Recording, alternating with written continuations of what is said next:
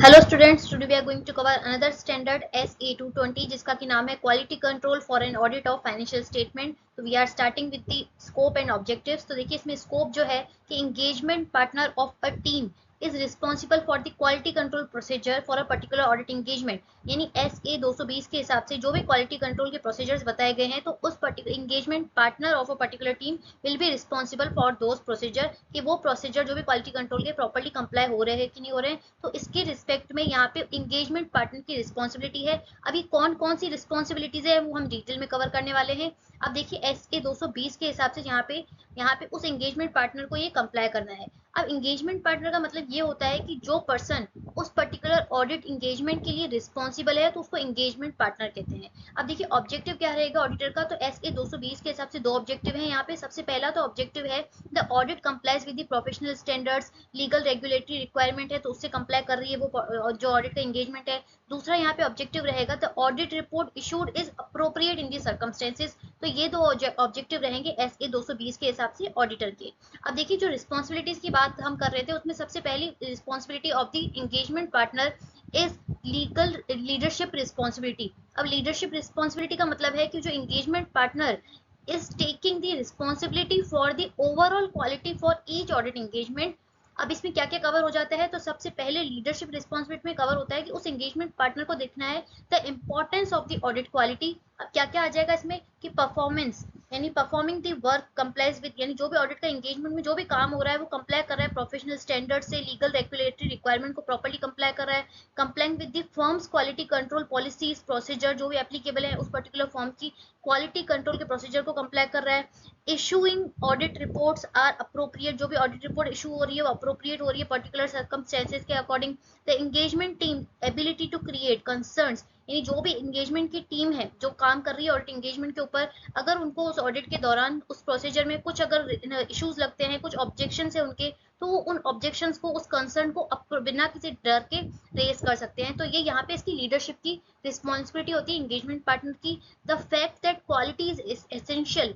In the performing the audit engagement, तो ये भी यहाँ पे लीडरशिप की रिस्पॉन्सिबिलिटी के अंदर आ जाता है उस पर्टिकुलर एंगेजमेंट पार्टनर की। दूसरी रिस्पॉन्सिबिलिटी होती है एथिकल रिक्वायरमेंट। अब responsibility of engagement partner in relation to ethical requirement क्या होती है, अब देखिए समझिए कि सबसे पहले एथिकल रिक्वायरमेंट के अंदर आ जाता है कि engagement partner has to identify a threat. अगर कोई ऐसी थ्रेट है, threat to the independence regarding the audit engagement that may safeguard। अब देखिए सबसे पहले तो उस एंगेजमेंट पार्टनर की एथिकल रिक्वायरमेंट के अंदर आता है कि वो आइडेंटिफाई करे कि ऐसी कोई थ्रेट टू इंडिपेंडेंस तो नहीं आ रही है उस ऑडिट एंगेजमेंट के रिस्पेक्ट में, कि जिसके अगेंस्ट में अगर कोई सेफगार्ड अगर वो लगा भी लेते हैं तो भी वो पर्टिकुलर जो थ्रेट है एलिमिनेट या रिड्यूस नहीं कर सकते। तो अगर कोई ऐसी थ्रेट है तो उसको आइडेंटिफाई करना तो सबसे पहली रिस्पॉन्सिबिलिटी तो ये है। दूसरी यहाँ पे एंगेजमेंट पार्टनर की एथिकल रिस्पॉन्सिबिलिटी ये है कि रिपोर्टिंग करना, reporting by the engagement partner to the relevant person within the firm. किस चीज की रिपोर्टिंग करना, कि वो डिटरमाइन करे अप्रोप्रिएट एक्शन किसके अगेंस्ट में, जो भी एक्टिविटीज है, देन एलिमिनेटिंग द एक्टिविटीज। अगर कोई ऐसी एक्टिविटी क्रिएट हो रही है दैट में क्रिएट, जो थ्रेट यहाँ पे कर सकती है, थ्रेट कर सकती है और उस थ्रेट को रिड्यूस नहीं कर सकते, तो उसके रिस्पेक्ट में पहले तो अगर रिड्यूस कर सकते हैं तो उसके लिए सेफगार्ड लेना, अगर फिर भी वो रिड्यूस नहीं हो सकती है तो अगर वहाँ पे लीगल रिक्वायरमेंट के लीगली यहाँ परमिटेड है तो विड्रॉ कर देना। तो ये दो इथिकल रिक्वायरमेंट होती है एंगेजमेंट पार्टनर की। सबसे पहले तो आइडेंटिफाई करना कि ऐसी कोई थ्रेट टू इंडिपेंडेंस तो नहीं है जिसको एलिमिनेट कर ही नहीं सकते। दूसरा, अगर एलिमिनेट कर सकते हैं तो उसके लिए सेफगार्ड लेना, अगर फिर भी अगर एलिमिनेट नहीं हो सकती है, रिड्यूस नहीं हो सकती है, तो अगर लीगली परमिट है तो विड्रॉ कर देना उस ऑडिट के असाइनमेंट से, एंगेजमेंट से। तीसरी यहाँ पे एंगेजमेंट पार्टनर की responsibility acceptance and continuance of the client relationship and the audit engagement. अब देखिए कंटिन्यू करना है कि यहाँ पे नहीं करना है, तो फर्म शुड ऑब्टेन ऐसी इंफॉर्मेशन गैदर करनी है कि जो नेसेसरी है इन दी सर्कमस्टेंसेज, यानी कंटिन्यू करना है कि नहीं करना है, अगर कोई नया असाइनमेंट है तो वो लेना है कि नहीं लेना है, तो इसके रिस्पेक्ट में नेसेसरी इंफॉर्मेशन गैदर करना। अब वो इंफॉर्मेशन कौन सी हो सकती है, देखिए ध्यान से कि इंटीग्रिटी क्या है उस प्रिंसिपल ओनर की, है ना, कॉम्पिटेंस क्या है एंगेजमेंट टीम की, अगर एंगेजमेंट टीम यहाँ पे कोई IT रिलेटेड वर्क है तो क्या जो यहाँ पे जो ऑडिट करने के लिए टीम जा रही है एंगेजमेंट टीम है तो क्या वो केपेबल है क्या उस पर्टिकुलर के लिए। तो ये कुछ इन्फॉर्मेशन जो यहाँ पे है एंगेजमेंट पार्टनर को देखना पड़ेगा। सबसे पहले तो इंटीग्रिटी ऑफ प्रिंसिपल ओनर, कि उसके अगेंस्ट फॉर एग्जाम्पल अगर कोई यहाँ पे मनी लॉन्ड्रिंग का केस तो नहीं चल रहा है, फ्रॉड तो नहीं चल रहा है, तो क्या कंटिन्यू करना चाहिए क्या वो अन असाइनमेंट, अगर नया है तो क्या वो एक्सेप्ट करना चाहिए क्या, और पर्टिकुलर उस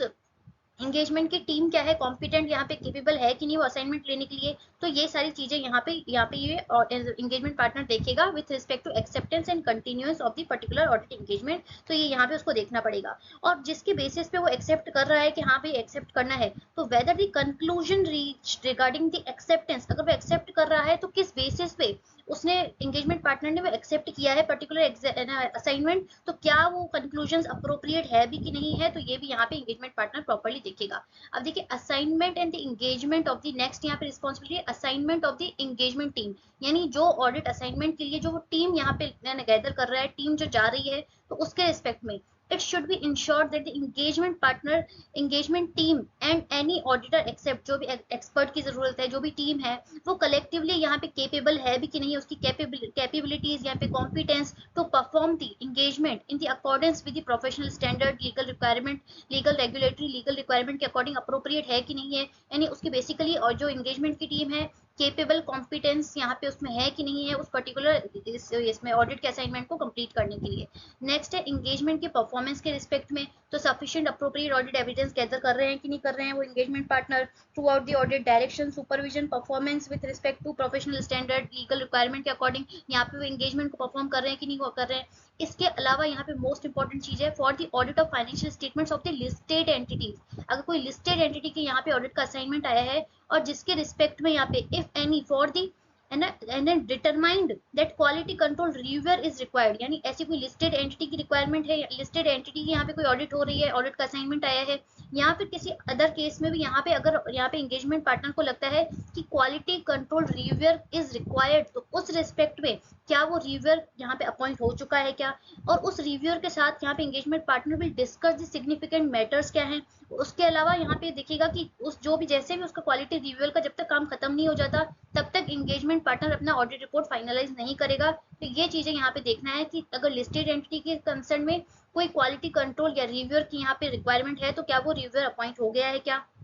उस रिव्यूअर के साथ यहाँ पे सिग्निफिकेंट मैटर जो भी डिस्कशन होने थे वो प्रॉपर्ली हो गए हैं क्या, और यहाँ पे एंगेजमेंट पार्टनर को तब तक ऑडिट रिपोर्ट अपनी नहीं देनी है जब तक कि उसका क्वालिटी कंट्रोल रिव्यूअर का रिव्यू प्रॉपर्ली कंप्लीट नहीं हो जाता। अब नेक्स्ट यहाँ पे रिस्पॉन्सिबिलिटी है एंगेजमेंट पार्टनर की विद रिस्पेक्ट टू मॉनिटरिंग। अब मॉनिटरिंग के रिस्पेक्ट में देखिए क्या है कि मॉनिटरिंग प्रोसीजर्स है ना is design to provide the firm with the reasonable assurance that the policies, जो भी यहाँ पे पॉलिसीज हैं प्रोसीजर्स हैं प्रॉपर्ली कंप्लाई हो रहे हैं, इफेक्टिवली कंप्लाई हो रहे हैं, और यहाँ पे कुछ डॉक्यूमेंटेशन की नीड रहती है स्टूडेंट्स। अब देखिए द एंगेजमेंट पार्टनर शुड, यहाँ पे क्वेश्चन बन सकता है डॉक्यूमेंट द फॉलोइंग, यहाँ पे किन किन चीजों को डॉक्यूमेंट करना है। सबसे पहली चीज द इशू आइडेंटिफाइड, यानी क्या क्या इशू यहाँ पे with respect to compliances of the relevant ethical requirement के रिस्पेक्ट में जो हमने पढ़ा था थ्रेट टू इंडिपेंडेंस है, उसमें क्या इशू आए थे, क्या कोई अगर इशू आए थे तो उसको यहाँ पे एंगेजमेंट पार्टनर ने कैसे डील किया, कैसे उसको रिजॉल्व किया। तो सबसे पहले ये चीज उसको डॉक्यूमेंट करनी है कि आगे जाके अगर कोई क्वेरी आती है तो एंगेजमेंट पार्टनर को दिखा सके कि ये इशूज थे, हम उसको एलिमिनेट कर दिया या फिर उसके लिए ये सेफगार्ड लिए हैं, तो उसको डॉक्यूमेंट करना है। दूसरा conclusions on the compliances with the independence requirement that apply to the audit engagement and any relevant discussion, अगर कुछ डिस्कशन हुआ था with the firm that support this conclusion, यानी इंडिपेंडेंस के ऊपर अगर कोई थ्रेट थी, कंप्लायंस कैसे किया है, तो उसके रिस्पेक्ट में कंक्लूजन क्या रीच हुआ था। और दूसरा यहाँ पे नेक्स्ट है कंक्लूजन विद रिस्पेक्ट टू जो हमने अभी बात किया था कि कोई असाइनमेंट यहाँ पे एक्सेप्ट करना है तो एक्सेप्टेंस किस बेसिस पे हुआ है, कंटिन्यू किया है तो किस बेसिस पे किया है, तो उस बेसिस को उस कंक्लूजन्स को यहाँ पे डॉक्यूमेंट करना। The nature scope and conclusion resulting from the consultation, अगर यहाँ पे जो भी कंसल्टेशन हुआ है तो उसके रिस्पेक्ट में यहाँ पे इसको डॉक्यूमेंट करना। तो ये सारी चीजें डॉक्यूमेंट करनी है कि ड्यूरिंग द ऑडिट एंगेजमेंट में जो भी इनका आपस में कुछ भी यहाँ पे डिस्कशन हुआ है तो उन सारे कंसल्टेशन अगर लिया गया है तो सब चीजों को प्रॉपर्ली डॉक्यूमेंट करना है, तो ये मॉनिटरिंग के अंदर आ जाता है। तो ये यहाँ पे एंगेजमेंट पार्टनर की ये रिस्पॉन्सिबिलिटी बनती है कि ये सारे प्रोसीजर्स को वो फॉलो करे। तो स्टूडेंट्स ये था हमारा SA 220, बहुत सिंपल है और बहुत ईजी है, इसको अच्छे से कवर कीजिएगा। तो आई होप आपको समझ में आया हो।